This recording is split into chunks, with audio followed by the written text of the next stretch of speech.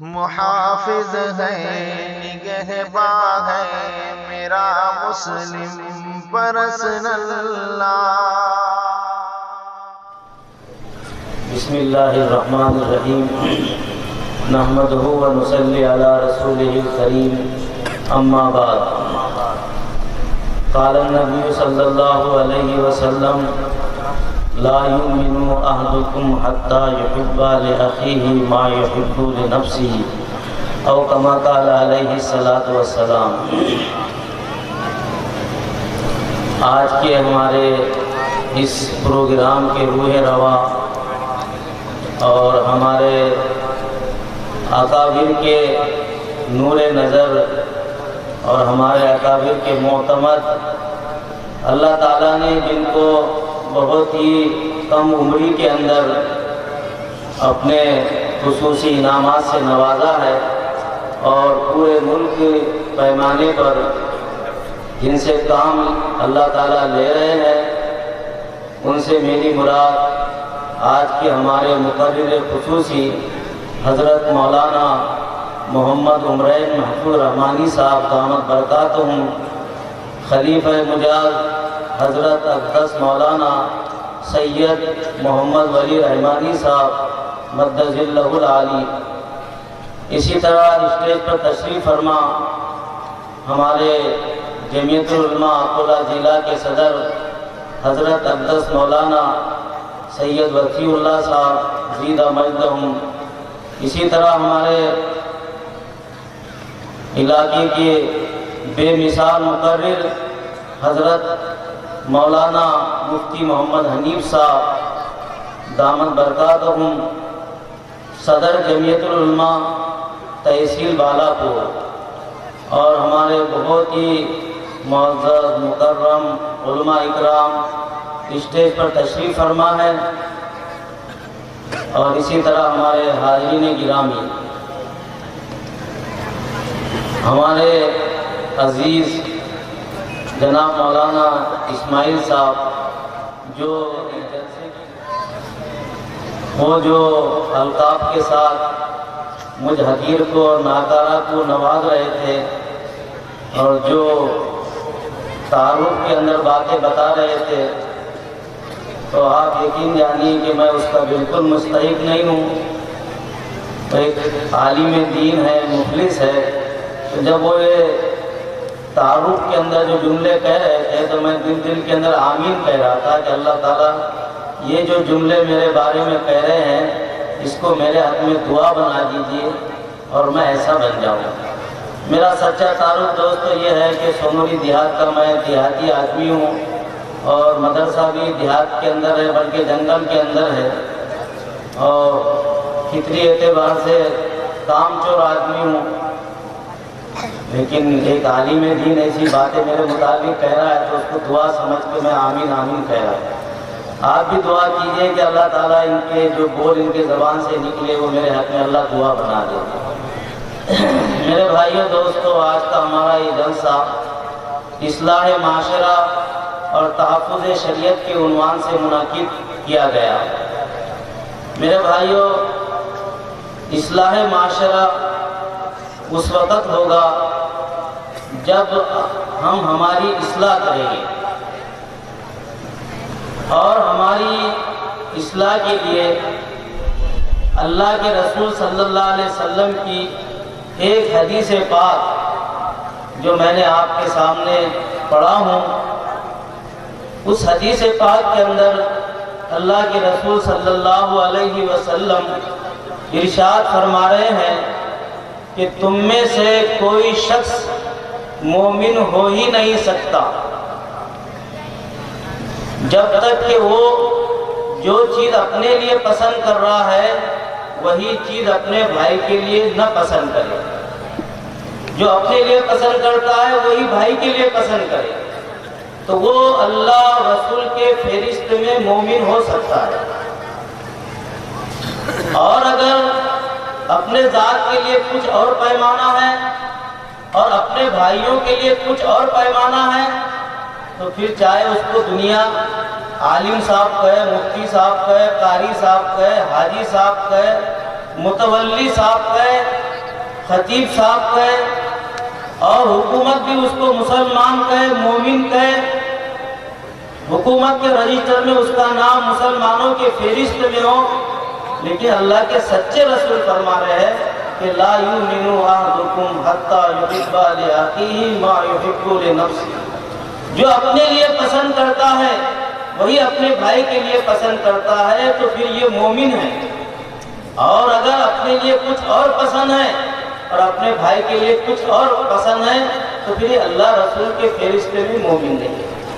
اب ہم اپنے زندگیوں کا جائزہ لیں، کیا ہم اس حدیث پر اترتے ہیں برابر؟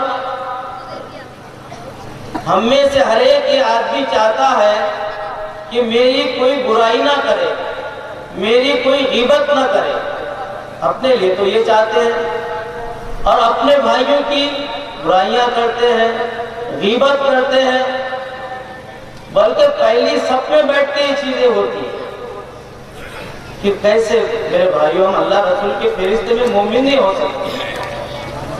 ہماری بیٹی ہم نے بیاہے اور ہمارا داماد بیٹی کو لے کے ماں باپ سے الگ رہ رہا ہے تو ہم یہ کہتے ہیں کہ داماد ماشاءاللہ بہت اچھا نکلا،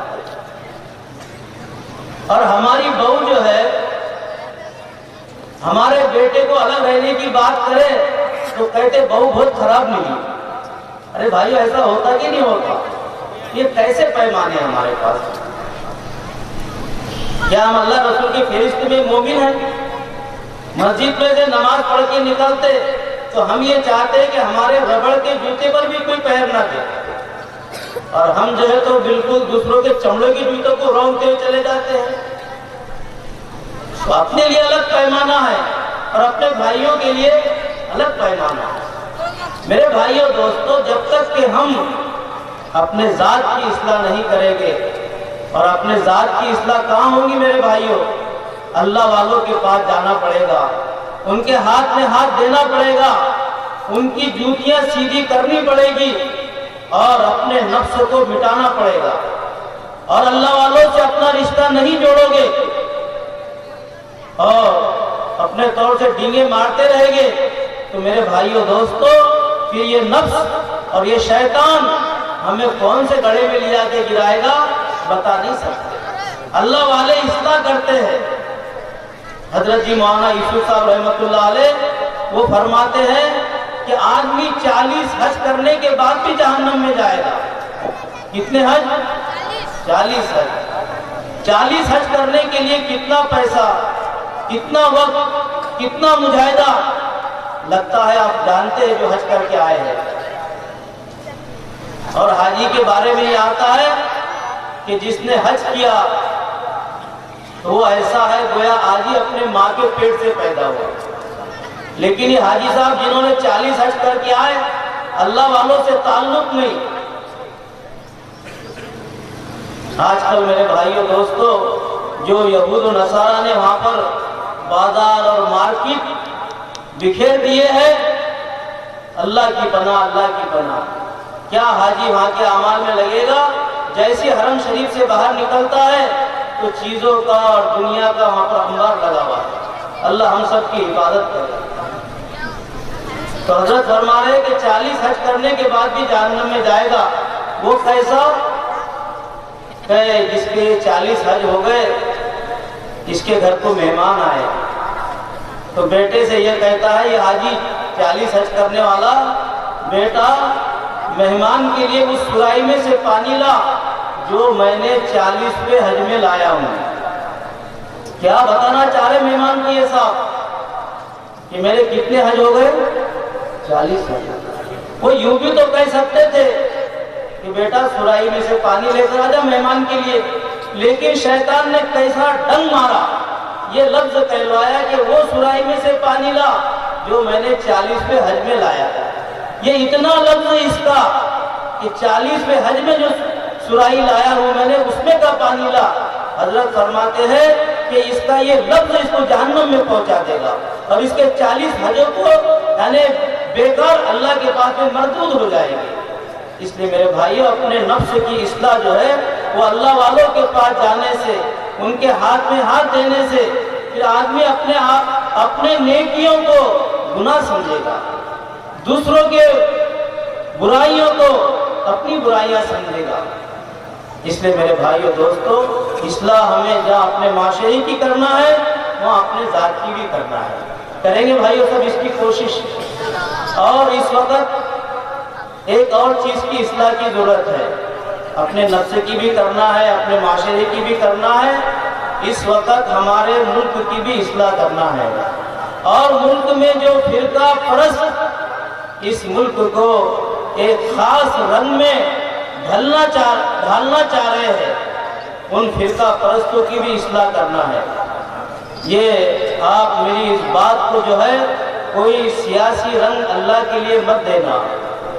ملک کے حالات بد سے بدتر ہوتے جا رہے ہیں، اور مٹھی بھر فرقہ پرستوں نے اس ملک کے امن کو، اس ملک کے شانتی کو اور اس ملک کے بھائی چارے کو ختم کرنے کا پورا پلان بنا لیا ہے، اور آئے دن جو ہے اس پر وہ کام کرتے جا رہے ہیں۔ اس ملک کا جو سویدھان ہے اس کو بھی بدلنے کی انہوں نے پوری تیاری کر لی ہے۔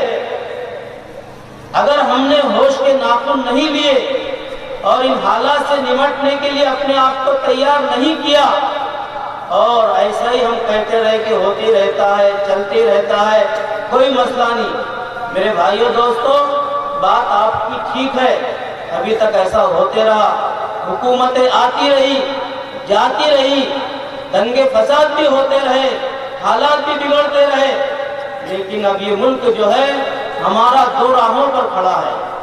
اگر ہم نے سوجھ بوجھ سے کام لیا، اور جو ہم کو ہمارے دانشور علماء اکرام اور جو قوم و ملت کے ہمدرد ان کے طرف سے جو ہم کو ہدایات اور رہنمائی دی جا رہی ہے، اگر اس کو ہم نے اس پر عمل کیا تو پھر یہ ملک میں جمہوریت باقی رہے گی، یہاں کا سویدھان باقی رہے گا، یہاں کی انسانیت باقی رہے گی، یہاں کا امن باقی رہے گا، یہاں کا چین اور سکون باقی رہے گا، مدرسے باقی رہے گے، مسجدیں باقی رہے گی، خانقاہیں باقی رہے گی۔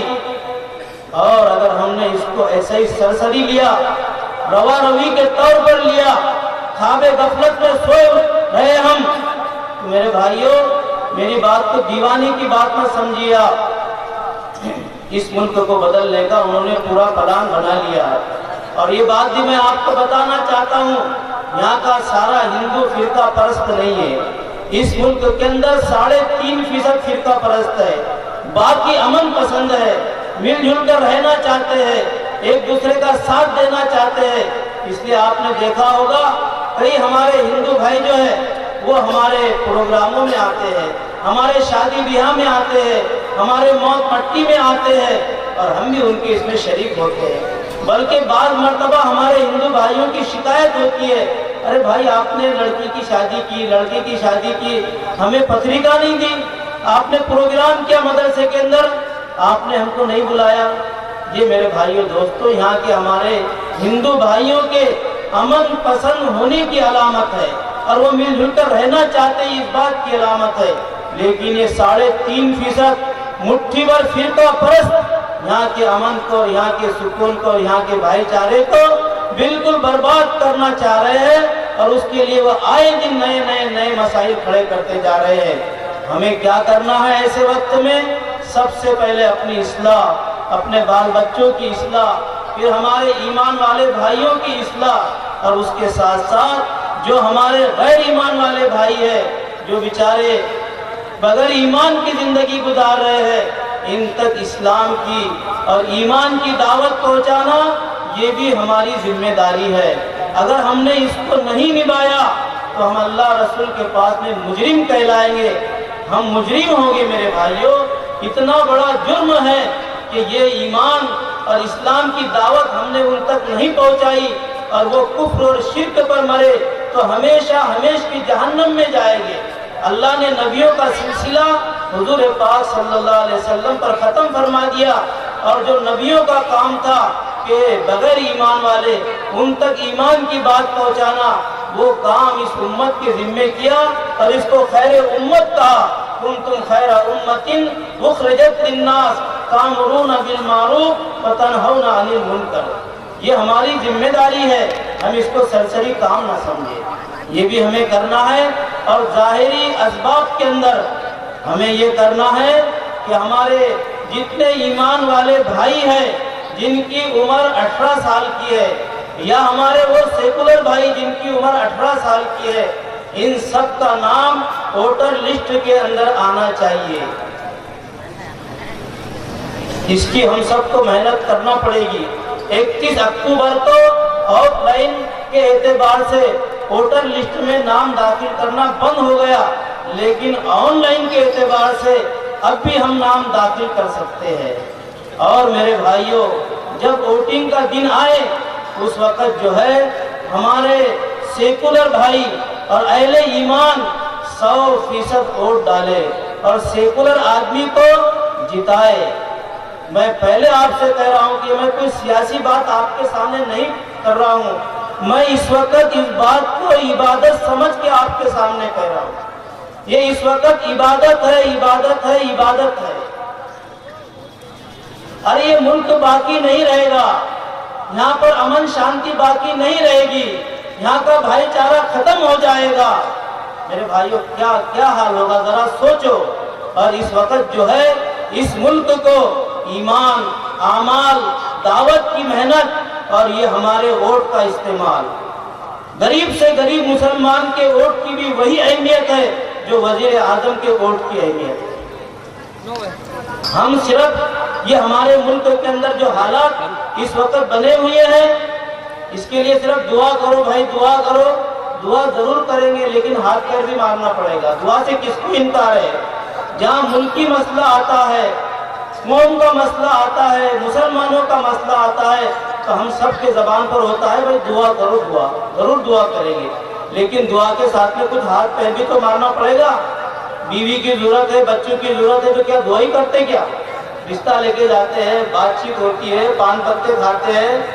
ہاں، اللہ تعالیٰ قادر مطلق ہے کہ آپ دعا کرنے کے لیے بیٹھ گئے، اللہ میاں بیوی دے بچے دے، اللہ میاں بیوی دے بچے دے. اللہ تعالیٰ آسمان سے جو ہے آپ کے گھر کا چھت پھاڑ کے ایک بیوی اور ساتھ میں 12 بچے بھیج سکتے ہیں، وہ قادر مطلق ہے. لیکن دنیا میں ایسا نہیں کریں گے. اگر 10 سال بھی دعا مانگتے رہیں گے ایسا، تو اللہ میں ایسا نہیں کریں گے انشاءاللہ. ان کا قاعدہ ہے کہ دنیا دارالاسباب ہے، یہاں پر اسباب اختیار کرو تو ہمارے فیصلے تمہارے حق میں آئیں گے. مدینے کو جب دشمن نے ختم کرنے کا پلان بنا لیا اور وہاں کے آبادی کو تیز کرنے کا پلان بنا لیا تو اللہ کے رسول صلی اللہ علیہ وسلم موجود تھے. آپ نے صحابہ کو جمع فرمایا اور کہا کہ دشمن نے ایسا پلان بنایا ہے، وہ مدینے کو ختم کرنا چاہتا ہے، یہاں کے آبادی کو ختم کرنا چاہتا ہے، ہمیں کیا کرنا چاہیے؟ تو صحابہ نے کچھ مشورہ دیا، کسی نے کچھ مشورہ دیا. سلمان فارسی رضی اللہ تعالیٰ عنہ نے یہ مشورہ دیا کہ مدینہ کے اطراف میں اس کے ارد گرد کے اندر خندق کھودی جائے تاکہ دشمن اس کو پار کر کے نہ آ سکے. آپ صلی اللہ علیہ وسلم کو حضرت سلمان فارسی رضی اللہ تعالیٰ عنہ کا مشورہ پسند آیا. آپ نے صحابہ کو حکم دیا کہ مدینے کو بچانے کے لیے، یہاں کی آبادی کو بچانے کے لیے، یہاں کے انسانوں کو بچانے کے لیے ہم سب کو خندق کھودنا ہے. صحابہ بھی خندق کھودنے پر لگ گئے اور حضور پاک صلی اللہ علیہ وسلم بھی بنفس نفیس خندق. اور ایسا حال تھا کہ ایک صحابی آیا آپ کے پاس میں کہ اللہ کے رسول مجھے بہت بھوک لگی ہے، بھوک کی وجہ سے میں نے پیٹ پر پتھر باندھا ہوں. اللہ کے رسول صلی اللہ علیہ وسلم نے اپنا قمیص مبارک اٹھایا اور اس کو بتایا کہ ایک میرے پیٹ پر 2 پتھر بندھے ہوئے ہیں، میں تجھ سے زیادہ بھوکا ہوں. لیکن ایسے بھوک کے حالت میں بھی آپ کدال سے خندق کو کھود رہے. کیوں؟ مدینے کو بچانا ہے اور وہاں کے آبادی کو بچانا ہے. میرے بھائیوں دوستو، دشمن نے اور فرقہ پرست نے اس وقت اس ملک کے حالات بھی ایسے بنا لیے ہیں. ہم چاہتے ہیں کہ اس ملک کو ہم بچائیں، اس کے لیے ہم کو بھی خندق کھودنا پڑے گی. اور خندق کے اندر ظاہری اسباب کے اندر کیا ہے کہ ہمارے ہر ایمان والا جس کی عمر 18 سال کی ہو گئی ہے اس کا نام ووٹر لسٹ میں آنا چاہیے. اور ووٹنگ کے دن 100% ووٹ پڑنا چاہیے۔ یہ میں حضور صلی اللہ علیہ وسلم کا واقعہ بتا کر آپ کو یہ بتانا چاہ رہا ہوں کہ حضور پاک صلی اللہ علیہ وسلم نے بھی کیسی فکر کی، صرف دعا کے لیے نہیں بیٹھ گئے، خندق بھی کھودی اور دعا بھی مانگی۔ تو ہم کو بھی یہ کام کرنا پڑے گا۔ میرے بھائیوں سب اس کے لیے تیار ہیں؟ اللہ تعالیٰ ہم سب کو قبول فرمائے۔ ذرا بھی اس میں غفلت نہ برتے، یہ غفلت برتنا یہ میرے بھائیوں ایسا ہو جائے گا کہ وہ کہتے نا کہ لمحوں نے خطا کی اور اس کی سزا جو ہے تو صدیوں نے۔ مجھے امید ہے کہ آپ میری باتوں کو بہت سیریس انداز سے لیں گے، اور یہ میری بات نہیں ہے میرے بھائیوں۔